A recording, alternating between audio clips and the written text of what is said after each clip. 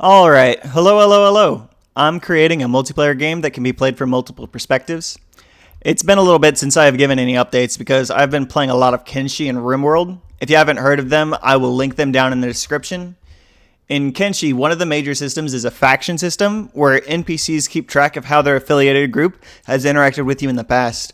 I think that's a very cool system and something I would like to take some inspiration from. So right now in the debug overlay, you can see the FriendBud reputation level is at -49, and they do basically what they did in the past.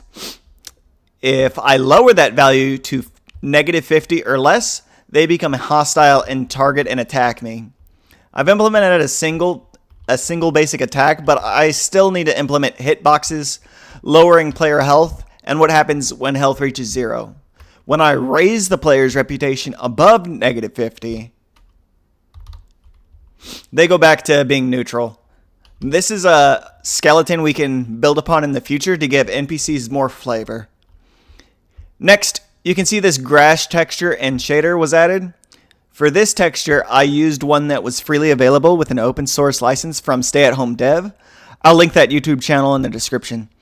So, to keep the large amount of grass from causing any issues with performance, I use a MultiMesh and a MultiMesh instance 3D, so that the grass just needs to be loaded once and copied over an area. With the terrain and town placement being procedurally generated, players won't be able to memorize the location of important features. To help with navigating the terrain, I added a map.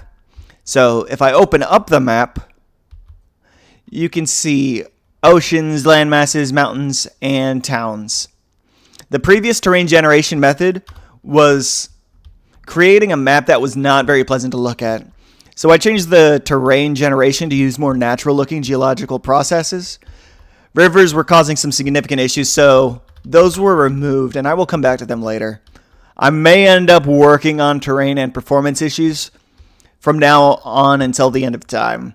Anyway, the map will help not only with an FPS or third-person perspective player navigating, but also can help me start trying to bring in elements from other perspectives.